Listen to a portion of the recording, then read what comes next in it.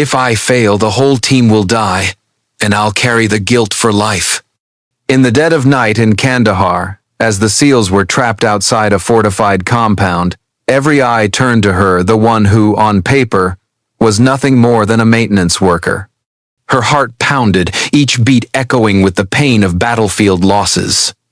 The Barrett .50 before her felt impossibly heavy, but heavier still was the burden, to pierce 2 layers of bulletproof glass, eliminate the enemy, and save her brothers in arms.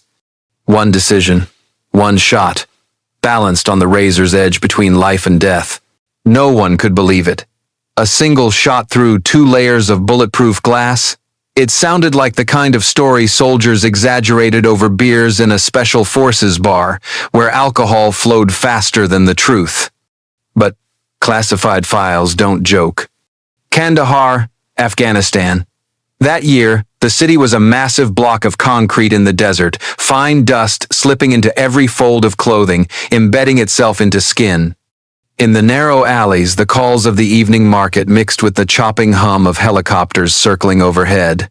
Civilians whispered prayers, while terrorist cells hid like shadows.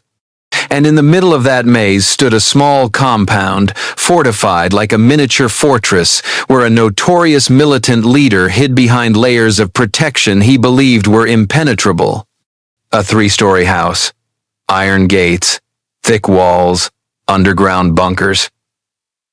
At the top, the command room, where the man sat behind 2 thick panes of bulletproof glass, reinforced with concrete. A cage of steel and glass, a prison he had built for himself to shield against every attack. Arrogant in his confidence, he leaned back in his swivel chair, gazing out with contemptuous eyes. In his mind, any muzzle pointed his way would be stopped cold by the glare of that unyielding glass. The SEAL team sent in had tried everything. One group attempted a tunnel approach, only to find bombs wired a few meters in. Another tried mini UAVs, but the signals were jammed, the screens going black. A helicopter rocket strike? Too much risk of civilian casualties. And time was running out. Every passing minute, the leader inside was signing off new orders that would cost American lives elsewhere. Inside the makeshift command tent, the air was so heavy it felt solid. Hardened SEAL operators, men who lived on the knife's edge of life and death, now showed the faintest trace of despair. Not for lack of skill, but because they had never faced a target sealed so perfectly away. Then a voice broke the silence, low and deliberate, like a stone dropped into still water. Her name. The woman, a former SEAL, now listed only as weapons maintainer. Several faces cracked faint smirks, as if it were a badly timed joke. A maintainer? In the roster, she appeared at the bottom: oil checks, barrel cleaning, spare parts replacement. She wasn't on the assault teams, nor assigned field operations. Yet the commander's eyes locked on the red-inked line in her classified file, a line that read only, "Advanced Urban Sniper Experiment." For a moment, the tent fell utterly silent. Everyone realized this wasn't a joke. Classified entries are never written without cause. In one corner, she sat quietly, hands still carrying the faint scent of gun oil, eyes showing nothing unusual. To most, she was a shadow, an introverted woman, diligent among endless racks of weapons. But beneath that calm exterior lay a sleeping secret.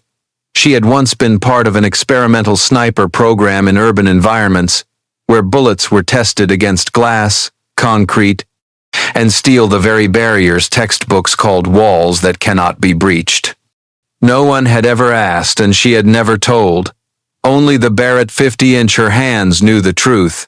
Every screw, every rifling groove inside the barrel was as familiar to her as her own heartbeat. Now, in a situation that seemed hopeless, the commander placed his faith in a name most couldn't even pronounce correctly. The maintenance woman stepped forward, not with bravado, not with promises. She simply took the Barrett, wiped down its frame with the same cloth she always used, and gave a quiet nod. Outside, Kandahar roared on, desert winds whistling through broken walls. Inside, Every gaze turned toward her, some still doubtful, some even scoffing. But when she pulled back the bolt, the sharp metallic click echoed like a full stop at the end of hesitation. Could a woman, known only as a weapons maintainer, truly accomplish what even the most seasoned snipers had already written off as an impossible mission? The sound of papers rustled in the makeshift command room. Under the harsh yellow light, stacks of classified files were spread open, the dry, acrid scent of paper mingling with the desert dust. Someone flipped quickly, then slowed when their eyes caught bold letters, hidden under layers of red ink. Her name was there, short, ordinary, nothing remarkable.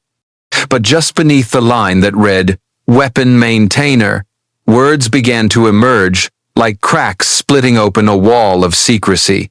Urban sniper training, advanced ballistics, counter-sniper doctrine. No one in the room made a sound. A few faces tightened, perhaps thinking it was a mistake. But the classification codes beside it erased any doubt. Those marks only appeared on programs stamped top secret, the kind not everyone had clearance to read. Rodriguez, the salt and pepper-haired commander, leaned down slowly. From the depths of his memory, a fragment resurfaced. There had once been a pilot program where a few individuals were chosen to test sniper capability in complex urban environments where bulletproof glass, concrete, and steel became the enemy. Even many fully fledged SEALs hadn't been included. He remembered a young female soldier, so quiet the class often forgot she was there. But when test time came, her rounds sliced through cracked glass, rusted steel, or whatever obstacle stood in the way, still landing dead center on the bullseye. A faint smile touched his lips. Some soldiers only shine when placed directly in the fire of trial, and it seemed this maintenance girl was one of the rare few. In the corner she sat still, light glinting across half her face. No denial, no explanation, none was needed. The way she held that rag of gun oil in her hand, out of habit, only thickened the air pressing down on the room. A young officer raised his brows, about to ask a question, but fell silent when Rodriguez set the file down, his weathered hand tapping lightly on the red-stamped word, "Classified." That was explanation enough. They began to reconsider all the time she had spent as a maintainer. Every motion of her cleaning a barrel, every adjustment of a tiny screw, every frown when she heard the faintest irregular click in a firing mechanism, all of it suddenly carried new weight. Perhaps she wasn't just a maintainer. Perhaps she understood these weapons better than the engineers who designed them. And if anyone could turn the theory of shooting through glass into reality, it was her. That hidden identity shook the room in a strange way. Some still doubted, others felt a sense of relief, but all knew. Before them was no longer just the girl who cleaned guns. Outside, Kandahar's winds still howled, grains of sand lashing against iron windows, hissing like a mournful chorus. Inside, each man wondered, why had this file been buried for so long? Why had a talent like this been hidden away, pushed into the shadows, left to work as a nameless technician? No one answered. Classified files rarely explain. They record facts. The reasons are locked behind higher doors. Rodriguez exhaled, resolve gleaming in his eyes. This time, he didn't look at the red lines of text. He looked straight at her, as if to confirm a suspicion he had carried all along. She lifted her head, her gaze calm, without a trace of pride. And in that moment, the room knew the decision had been made. The file's revelations weren't just about skills. They awakened a deeper truth. Silent heroes often hide in the places no one thinks to look. The only question that remained was this: would the skills once tested in secret training be enough to solve the deadlock they faced now? And dear audience, grab a glass of water, take a moment to relax, and keep listening to the story. The twists are still to come. And please drop a comment below letting me know where you're watching from and what time it is for you. It's always a joy to see who's joining us from around the world. Drop a 1 in the comments If you find this story gripping, so we can keep bringing you more captivating tales. Night fell over Kandahar like a thick black curtain, swallowing the city whole. Scattered streetlights cast a faint yellow glow, powerless against the darkness clinging to every rooftop. Overhead, helicopters circled in the distance, their rotors tearing the air into a constant low rumble. Yet no one below knew that a fortified compound was turning into an impregnable fortress. In the top-floor command room, the terrorist leader reclined in his chair. His face radiated absolute confidence. 2 layers of bulletproof glass reflected his image back at him, a mirror repeating his arrogant grin. He believed no bullet, not even from the most powerful rifle, could pierce that shield. Outside, American soldiers could scour every alley, but he felt untouchable behind thick glass and reinforced concrete walls. The SEAL team had tried multiple approaches. One squad tunneled underground only to be stopped by expertly placed mines. Another attempted to deploy mini UAVs, but jamming turned their screens into nothing but static. They considered a helicopter strike, but civilian casualties loomed too high a price they couldn't pay. With every minute lost, pressure mounted. That leader wasn't just a target, he was issuing orders for attacks that would spill American blood elsewhere. Inside the temporary field tent, the air thickened. Faces seasoned by hundreds of missions now showed a flicker of worry. The youngest operator uncapped his water bottle, took a gulp, and still felt parched. The dryness of this situation was something no drink could quench. Then came the question, is there any other way? No one answered. They all knew the truth, just no one wanted to voice it. At last the commander spoke, his tone heavy as lead. We have only one option left, a single shot, from 3,200 meters. And it has to go through 2 layers of bulletproof glass. A few sharp intakes of breath broke the silence. A veteran sniper shook his head, eyes saying what his mouth didn't. That's nearly impossible. In sniper manuals, missions like this were filed under one category, impossible. The bullet would need not only to survive the staggering distance, but also retain enough kinetic energy to punch through 2 panes of bulletproof glass, specifically engineered to stop exactly this kind of round. And even if it broke through, its trajectory would likely skew, slamming into concrete or grazing past the target. That was theory. Theory said it couldn't be done. But theory sometimes knew nothing of the people born to defy it. In the corner of the tent she sat quietly, the woman who, only hours earlier, was just a weapons maintainer. Now, every eye drifted toward her. No more scoffs, no more doubt. Only a tense silence, waiting. She set down her oil rag and reached for the Barrett .50, resting on the table. Cold steel pressed into her palm, as familiar as an old friend. Numbers began to line up in her mind. Muzzle velocity, air resistance, angle of impact, the energy loss after passing through glass. To others, it was a maze of formulas. To her, it was the rhythm of her heartbeat. Outside, desert winds screamed against the tent, driving sand through every seam. A single grain landed on an open file beside the words, "Urban Sniper Training." Coincidence or fate, no one could say. Rodriguez, the commander, watched silently.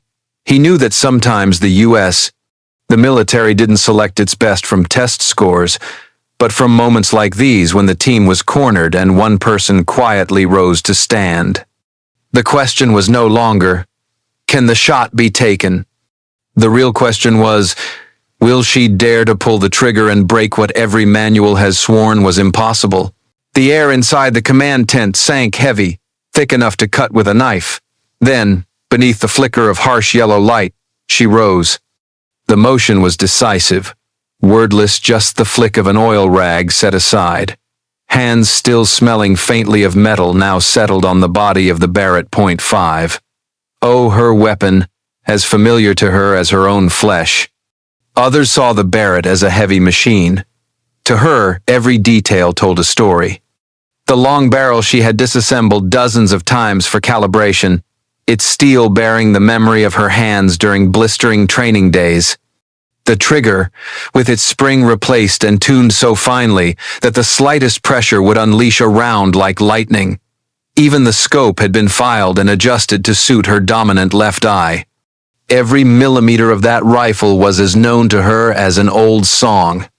She knelt, set the gun on its tripod, her movements smooth, like a silent dance. Moonlight caught the barrel, gleaming as though sketching a bright line toward a target no one had ever reached. In her mind, the math began. Not numbers on paper, but instinct carved deep into bone and marrow. Angle, adjust by a few degrees to account for trajectory. Distance, 3,200 meters, calculate the velocity loss through each layer of air. 2 panes of bulletproof glass. Penetration will sap energy, so choose API rounds, armor-piercing incendiary, to punch through and keep direction after impact. Risk of deflection. Predict the recoil vector, calculate the ricochet, so the bullet bends back onto path. On paper, it was hopeless. Any ballistics professor would shake his head. But she wasn't a scholar behind walls. She was the one who had lain for hours on rain-soaked concrete. The one who had fired through rusted steel frames in abandoned warehouses. The one who knew a bullet would obey if the shooter understood it deeply enough. A desert gust suddenly slammed the tent, scattering sand into the night. Some soldiers shielded their eyes, muttering under their breath. She didn't dull. She closed her eyes, listened to the wind. It hissed through the seams of the tent, carrying its own rhythm. In her mind, that was the signal to make tiny corrections on the scope. The tent fell into absolute silence, broken only by the faint metallic click as she slid the bolt into place. A simple sound, yet in this moment, it rang like the bell that announces a play of life and death. A young operator whispered, "Is she really going to try?" He stopped when Rodriguez's eyes cut across the tent. The old commander said nothing, but in his gaze was a faith that needed no words. He had seen skilled snipers before, but never someone treat a Barrett with such reverence, almost sacred. She pressed her cheek to the stock.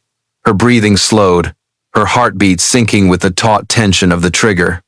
Through the scope, the bulletproof glass glowed faintly, the arrogant silhouette behind it just visible. To most, that glass was an unbreakable wall. To her, it was just another variable. A bead of sweat slid from her temple, pausing on her cheek. She didn't wipe it away. On her lips, the faintest smile appeared, half reassurance, half mockery of her own stubbornness.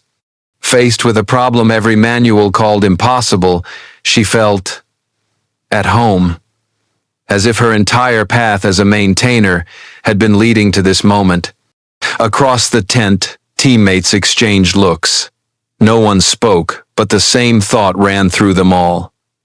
If anyone was crazy enough to believe a bullet could break every barrier, it was her. Her finger tightened, but she didn't fire. Not yet. She waited for the wind to shift, for stillness to descend. Each second stretched into eternity. The question hung in the air. Would the blend of battlefield grit, a hand that knew every screw, and sheer belief in a single bullet be enough to challenge the very laws of military doctrine? A moment so fragile it could be missed with a blink. The whole team held their breath, no one daring to move. The pounding of hearts blended with the desert wind, forming a relentless rhythm. Through the scope, the yellow light reflected off the bulletproof glass, like the arrogant grin of the target within. She steadied her breathing. 6 seconds. 1, 2, 6. Her finger tightened. The crisp snap of the trigger rang out small, yet sharp as an invisible command. The Barrett kicked hard, a flash of fire tearing open the darkness. The bullet left the barrel at nearly 900 meters per second, racing forward like a shard of lightning. It ripped through the air, spanning a distance that felt endless. In her mind, every number, every formula she had calculated moments ago was no longer theory, but a living flight path. The first pane of glass shattered. The sound wasn't the usual crash, but a brittle crack, like a spider web spreading across the surface. Under the light, the fractures gleamed both beautiful and terrifying. The bullet pressed on, slamming into the second pane. Sparks flared, a brief burst of light. The room inside shuddered faintly. The second layer didn't collapse entirely, but it cracked enough to yield. The trajectory veered 0.2 degrees tiny, yet at 3,200 meters, enough to decide success or failure. But she had already accounted for it.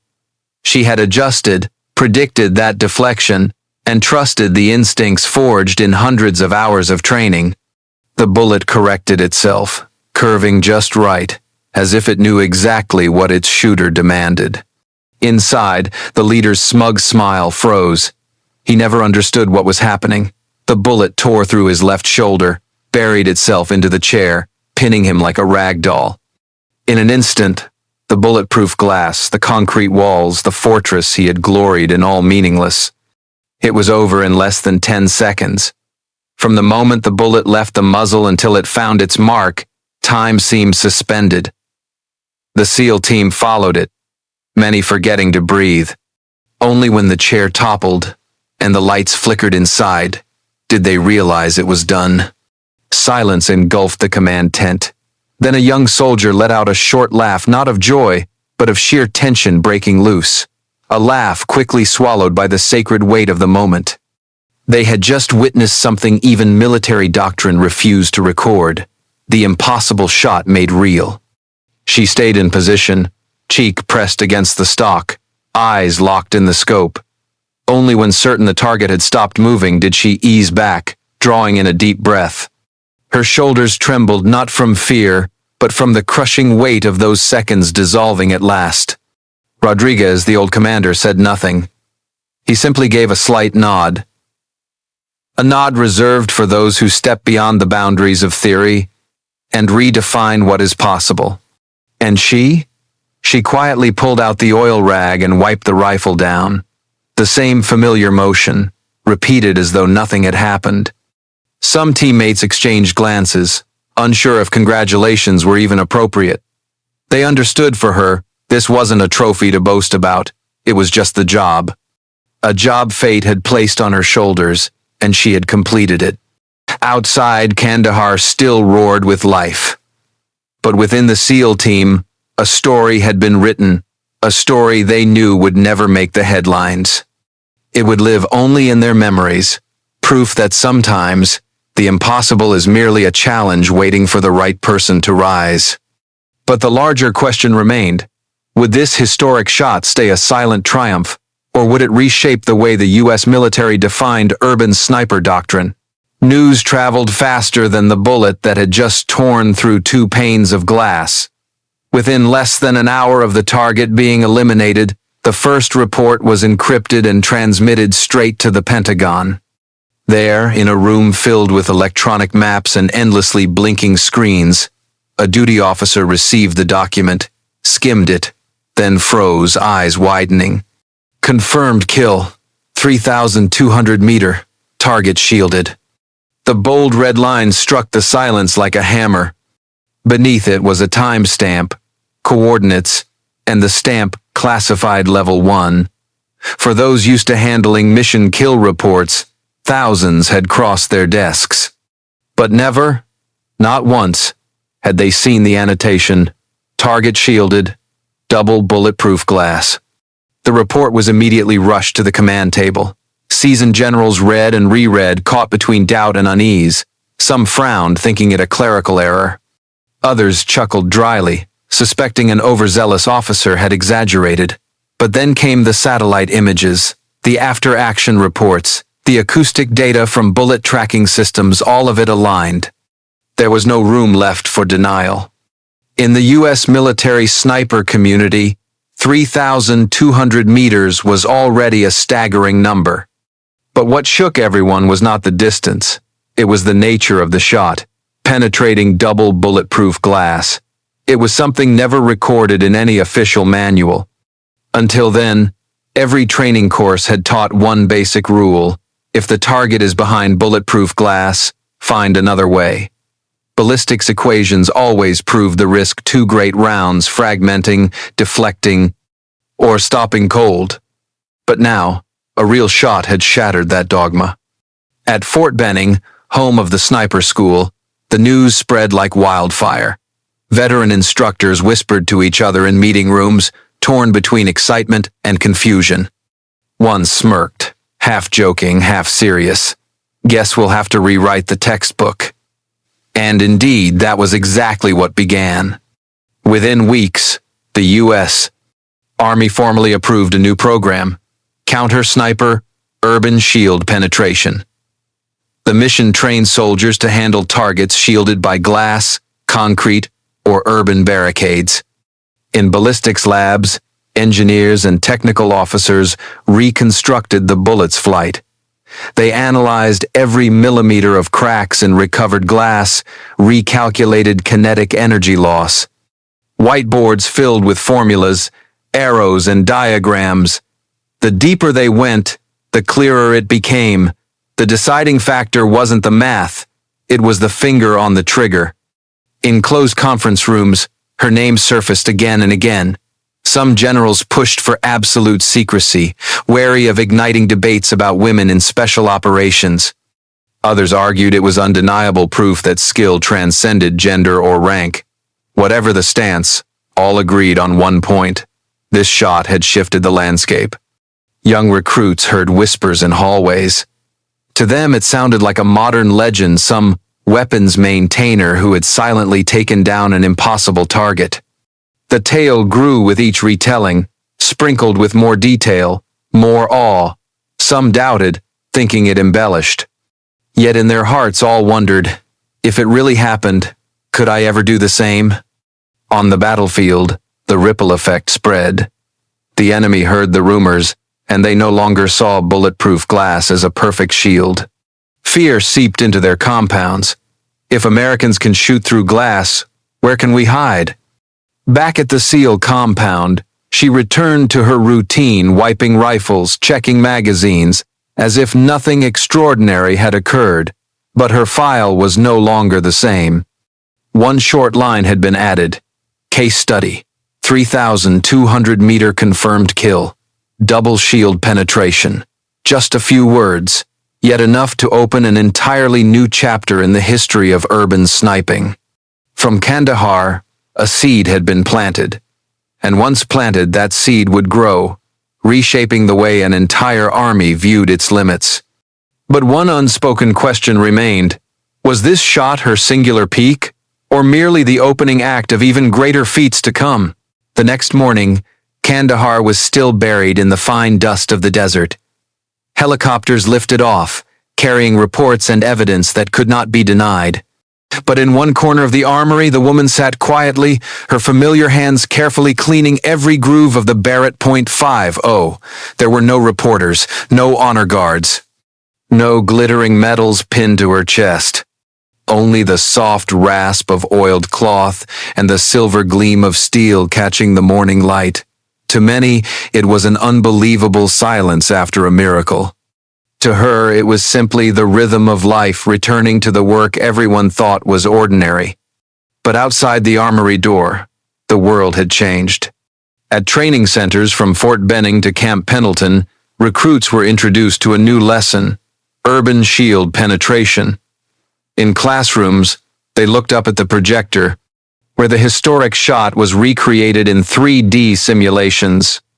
The instructor's steady voice echoed, stressing, "This is not theory. This is battlefield reality." Young snipers, hearing the story for the first time, often chuckled in disbelief, just as her teammates had once scoffed when her name was mentioned in Kandahar. But when the ballistics equations appeared on the board, when the video of spiderweb cracks spreading across bulletproof glass played again and again, doubt melted into silence. In their eyes flickered both skepticism and a spark of hope. Maybe, in the decisive moment, even the impossible could be done. The story of the maintainer quickly outgrew the classroom. It spread into legend among generations of soldiers. In the small base cafes, they spoke of the woman who rewrote the textbook.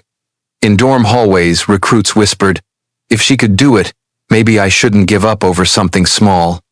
The strange thing was, the subject of the legend remained unchanged. Day after day, she still checked each weapon, replaced springs, brushed away grains of sand jammed in chambers. To anyone walking into the armory, she looked like nothing more than a quiet woman with a rag in her hand. But to those who knew the story, every gesture was a sacred ritual, the hands that had once done what the entire army believed impossible. Her teammates still looked at her with eyes that mixed respect and disbelief.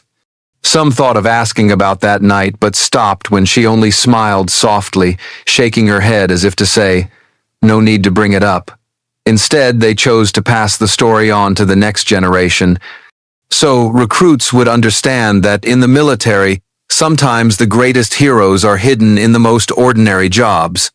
On a deeper level, her legacy was not in the shot itself. It was in the message the shot left behind, that limits are not always written in manuals. Limits can be broken if there is enough patience, knowledge, and faith in the moment. Time passed, and the official campaign report was locked away in secure archives. The line "confirmed kill, 3,200 meter, shielded," still stood, stamped in blazing red. One day when the file is declassified, people may read it and marvel. But for those who were there, they already knew. It was more than a sterile number. It was a story of flesh and blood, of courage, and the silence of one woman. As new generations of snipers marched out from the firing range, they carried not only new skills but also a conviction that in any situation, there is always another possibility if you dare to think it and dare to try. And that conviction came from someone whose file listed her simply as weapon maintainer. She may never receive a medal. The press may never mention her name. But in the hearts of soldiers, she was a silent legend, a symbol of the truth that even the most ordinary job can conceal extraordinary talent. And one question still echoed, with no one daring to answer it outright. Among the thousands of other silent maintainers, how many more remain unseen by the army? And you, my dear audience, brace yourselves for the next twist in this jaw-dropping story. So, before you get too cozy, take a moment to like the video and subscribe, but only if you're truly loving what I'm doing here. And drop a comment below letting me know where you're watching from and what time it is for you. It's always a thrill to see who's joining us from all corners of the globe.